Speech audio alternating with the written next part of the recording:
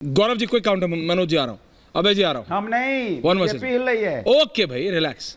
देखिए, पहली बात तो ऐश्वर्या जी ये बता दो, जितनी सातों फेजेस में समाजवादी पार्टी की टूटी साइकिल की सीटें आएंगी ना, उससे 5 गुना ज्यादा सीटें केवल फर्स्ट फेज में हमारी आ जाएंगी, 10 गुना ज्यादा आ जाएंगी। और माँ की पाठशाला थी तो मैं भी थोड़ी माँ की पाठशाला बताता हूँ। माँ से मरिया आलम खान जिसने कहा वोट जिहाद कर डालो, और जब अखिलेश यादव माँ से मौलवी अखिलेश यादव से पूछा ये वोट जिहाद, बीच में नहीं अनुराग जी, आपके बीच में कोई नहीं बोला। अनुराग जी आपके बीच में कोई नहीं बोला। I don't like this, please don't do this. Anurag ji, Anurag ji, Anurag ji, Anurag ji, आप बोले आपके बीच में कोई बोला? कोई नहीं बोला। ये आपकी आदत खराब है प्रोफेसर साहब, इसलिए आपकी क्लास के बच्चे, मेरे को नहीं पता आपको कैसे, ये मतलब ऐसा मत कीजिए प्लीज। फेल होते हैं। अरे अभी पास हो या फेल हो, बच्चे सब पास होने चाहिए। गौरव जी, बच्चा कोई फेल नहीं होना चाहिए, बट रिलैक्स। हाँ ठीक है Gaurav ji, okay now thank you, relax.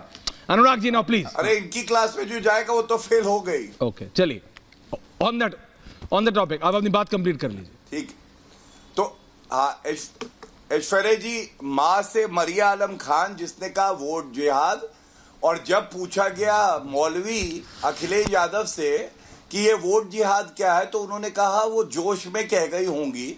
और माँ से ही होता है महिला सशक्तिकरण और आरक्षण जो नरेंद्र मोदी जी ने दिया, लेकिन माँ से महिला को भूल गए जब इन्होंने कहा कि परकटी महिलाओं को आरक्षण मिलेगा, इसलिए महिला आरक्षण नहीं होना चाहिए।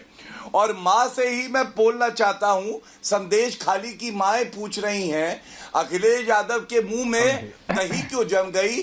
कौन सा रेफ्रिजरेटर है, केल्विनेटर का है, गोदरेज का है, या किस कंपनी का है? और माँ से ही मौलाना मुलायम ने अपने मैनिफेस्टो में लिखा था कि हम मुसलमान जो बच्चे हैं उनको तो स्टाइपेंड वजीफा देंगे, लेकिन हिंदू बच्चों को नहीं देंगे। और माँ से ही मुस्लिमों को आतंकवादी भी होंगे। रिलैक्स। माँ के बच्चे दिखाई देता है। माँ वाली बात, okay please now relax. Okay Anurag ji, Gaurav ji, माँ वाली पूरी हो। Point taken. Okay Anurag ji now thank you.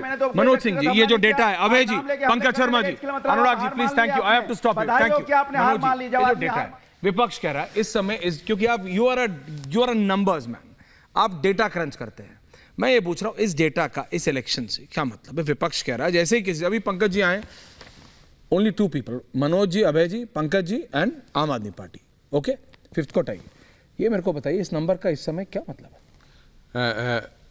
मैं देखिए फर्स्ट डिबेट में आया था, पहला जो वोट हुआ था, मैंने आपको बताया था कि 7 फेज का चुनाव है और 7 फेज 7 मुद्दे पे चुनाव लड़ेंगे, न कि एक मुद्दे पे चुनाव होने का जा रहा है।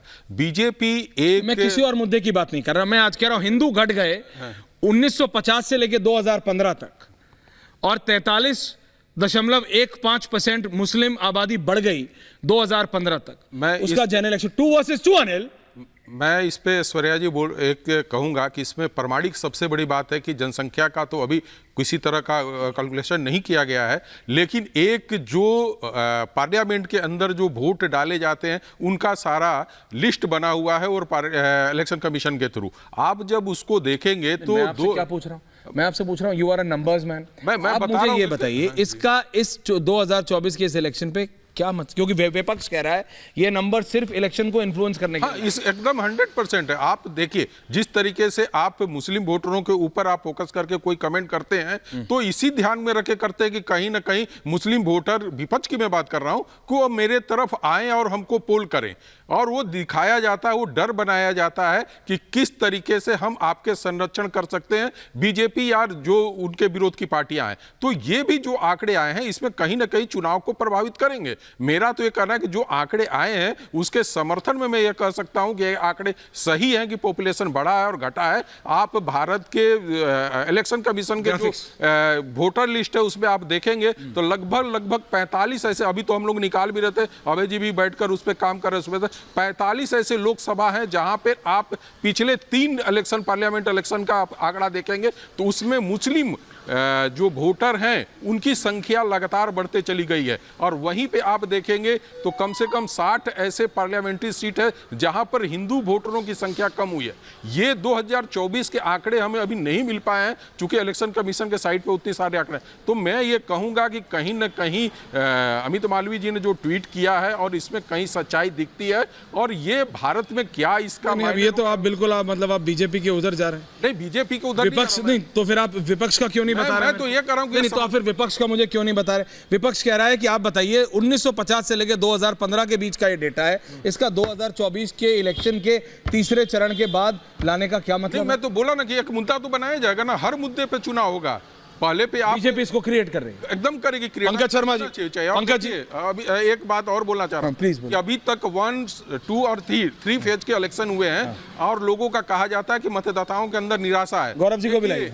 जब भी वोटर के अंदर उत्साह होता है तो उसका श्रेय विपक्ष को जाता है, और यदि मतदाता यदि शांत बैठा है और इस तरह का पोल नहीं दिखता है तो उसका सीधा सीधा मेरा कहना है कि विपक्ष आज शांत है, इसलिए मतदाता शांत है। और उसको दिखता नहीं है अब विपक्ष के जो वोटर हैं कि मैं किस तरीके से पोल कर बीजेपी को हरा। तो आप ये कह रहे हैं कि ये जो वोटिंग परसेंटेज कम की बात हो रही है, ये हो रहा है, इस सबसे कांग्रेस को नुकसान है, विपक्ष को नुकसान, कांग्रेस को। पंकज शर्मा जी, पंकज शर्मा जी, गौरव जी को भी रखिएगा। हाँ पंकज जी।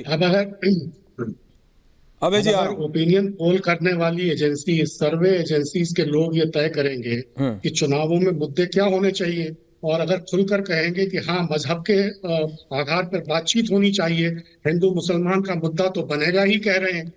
पहली चीज तो ये है कि इसका मतलब हुआ कि ओपिनियन पोल्स और सर्वे करने वाली एजेंसीज कितनी निष्पक्ष है, ये उसी से साफ जाहिर हो गया।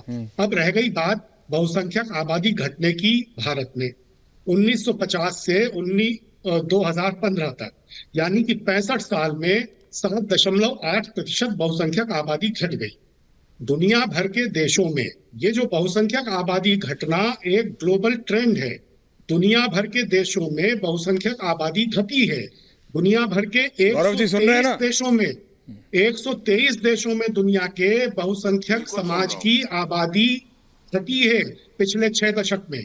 भारत में ये कोई नई बात नहीं हुई है। अगर इस पर इतनी चिंता हो रही है, अगर हर साल 1-1.5% आबादी घट रही है और इस पर इतनी चिंता हो रही है, तो गौरव भाटिया जी इस तरह के समाधान खोज लें कि हिंदुओं की आबादी किस तरह बढ़ाई जाए और मुस्लिम आबादी पर किस तरह नियंत्रण किया जाए। अगर ये इतनी ही चिंता का विषय है, इस तरह के आंकड़ों को आइसोलेशन में देखना कि भारत में ये सब हुआ, अरे बाकी 123 देशों में दुनिया के क्या हुआ? समाज की आबादी बाकी जगह क्यों घट रही है? लेकिन यहाँ आपने कहा अल्पसंख्यक आबादी बढ़ गई। अल्पसंख्यकों से आपका मतलब क्या है?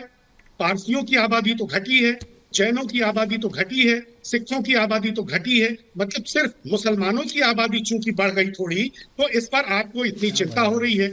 और चुनाव के वक्त में 2024 का जब चुनाव आया तो आपने आज से 9 साल पुराने आंकड़े निकाल करके जनता के सामने पेश कर दिए। इससे साफ है कि आप इन चुनावों में फिर से ध्रुवीकरण का एक खेल खेलना चाहते हैं। तो ये चुनाव चूंकि भारतीय जनता पार्टी के हाथ से फिसल रहा है, बुरी तरह फिसल रहा है, 3 चरण में साफ हो चुका है।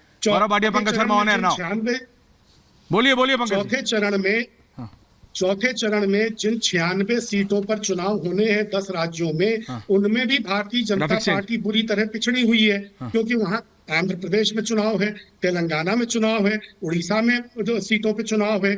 तो इन सब को देखते हुए ये हिंदू मुस्लिम, अरे गौरव भाटिया जवाब दे रहे हैं हिंदू मुस्लिम। अभय जी को बीच में रखिए, अनुराग भदौरिया को लाइए और इधर निवान शर्मा को लाइए, पंकज जो बाहर और शर्मा जो बाहर पीसीआर से निकल के चाय पी रहे हैं उनको जरा बुलाइए पीसीआर में। तो फिर उस काम के ओके पंकज शर्मा जी। गौरव